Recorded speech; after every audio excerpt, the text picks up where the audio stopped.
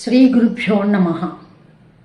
మా రోజా, ఈరోజు నాకు వచ్చిన కాల్, మనోజ్ఞ చేసిన కాల్ వలన నేను ఈ తులసి మాత గురించి, ఆమె యొక్క బాధని తీర్చాలన్న ఉద్దేశంతో తులసి మాత గురించి చెప్దామని డిసైడ్ అయ్యానమ్మా.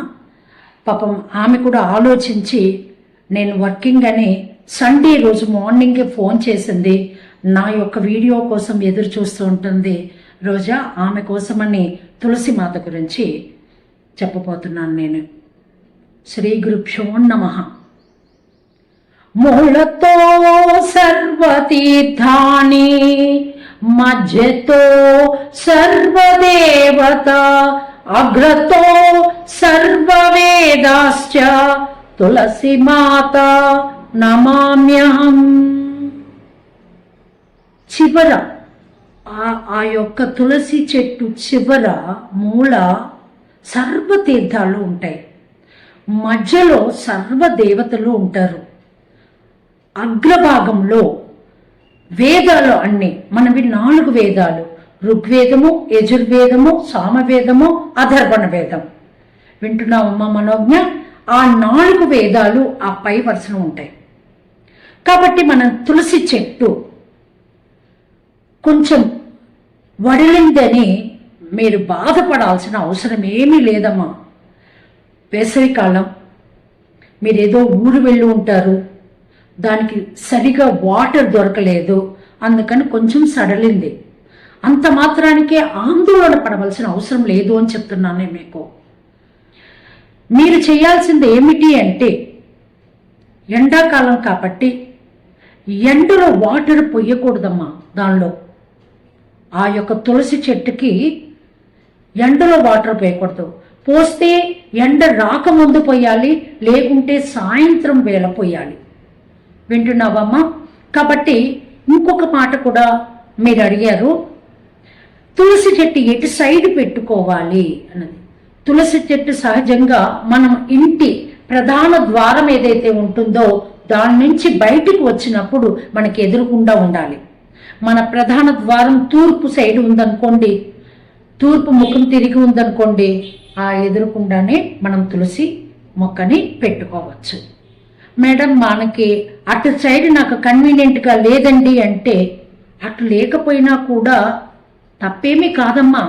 ఉత్తరం సైడ్ పెట్టుకోవచ్చు. మన బ్యాక్ సైడ్ కూడా పెరటి చెట్టులో కూడా చాలా మనకి తులసి మొక్కలు ఉంటాయి.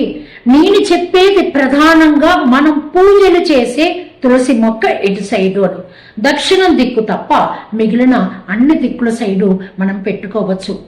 కాబట్టి దాని గురించి ఏమి నువ్వు దిగులు పడాల్సిన అవసరం లేదు. తులసి మొక్కని నిద్రపోకుండా ఉండాలి అంటే దానికి రోజు ఎక్కువ వాటర్ పోయకూడదమ్మా. చెట్టు ఎంత ఉంది చూసుకొని దానికి తగ్గట్టుగా వాటర్ పోయాల్సి ఉంటుంది. మీరు పొద్దున సాయంత్రం పోసినా కూడా మంచిదే. ఎండ రాకముందు పోయాలి, తర్వాత ఎండ లేని తర్వాత సూర్యుడు అస్తమించే సమయంలో పోయవలసి ఉంటుంది. ఓకేనమ్మా? అర్థమైందా ఈ విషయము? కాబట్టి దిగులు పడవద్దు నువ్వేమి. నిజమే, లక్ష్మీదేవి, తులసిమాత లక్ష్మీదేవి. అది కొంచెం సడలుతోంది అంటే మనకు ఒక సూచన ఇస్తోంది, జాగ్రత్త చేయమని. కాబట్టి అంతకే నువ్వు ఆందోళన పడిపోయి బాధపడిపోకుంటూ భయపడుతూ, అసలు భయపడవలసిన అవసరం ఏమీ లేదమ్మా. భయపడాల్సిన అవసరమే లేదు.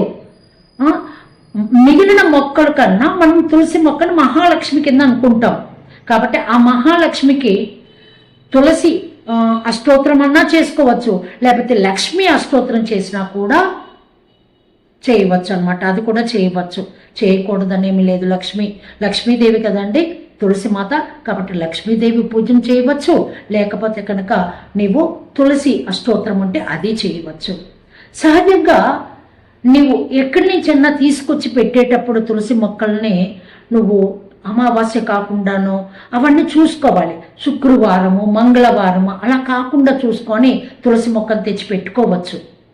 ఆ తర్వాత ఇందులోనే చాలా రకాలు ఉంటాయమ్మా. లక్ష్మీ తులసి అని, కృష్ణ తులసి అని, గణపతి తులసి అని అనేక రకాలు ఉన్నాయి. మనం సహజంగా అందరూ మన ఇళ్లలో ఉండే చెట్లు అయితే కనుక లక్ష్మీ తులసి ఉంటుంది. కృష్ణ తులసి కొంచెం బ్లూ కలర్లో ఉంటుంది. మీకు గణపతి తులసి అని కూడా ఉంటుందండి. అది ఆకు కొంచెము ఆకు సైజు షేప్ వేరుగా ఉంటుంది. ఓకేనమ్మా, కాబట్టి దిగులు చెందొద్దు. నీకు ఎటువంటి డౌట్ వచ్చినా నువ్వు మళ్ళీ ఇమీడియట్గా నాకు ఫోన్ చేయవచ్చు. తర్వాత మళ్ళీ ఈ తులసి మాత గురించి నేను ఇంకొక ఎపిసోడ్ మళ్ళీ తీసుకుంటానమ్మా. ఇప్పుడు నువ్వు అడిగావన్న ఉద్దేశంతో ఈరోజు ఆదివారము నువ్వు అడిగావు, మార్నింగే అడిగావు, దీని గురించి ఆలోచిస్తూ ఉంటావు అనేసి తొందరగా నీకు ఈ వీడియో పెట్టాలని ఇప్పుడు పెట్టడం జరిగింది. ఇప్పుడు నీకు క్లియర్ అయింది కదమ్మా. మనము ఎటు సైడ్ అయినా పెట్టుకోవచ్చు, ఒక దక్షిణ దిక్కు తప్ప. ఆ తర్వాత తులసి మాతకి పొద్దున్నేనే ఎండ ఎక్కక ముందర దానికి నీళ్లు పోయి స్నానం చేసిన తర్వాత, ఆ తర్వాత సూర్యుడు అస్తమించిన తర్వాత నీళ్లు పోయి, అంతేకాని మిట్ట మధ్యాహ్నం నీళ్లు పోస్తే మొక్కలు అలాగే సడిలిపోతాయమ్మా. ఓకేమ్మా, ఇది సర్వేజన సుఖన భవంతు. స్వస్తి.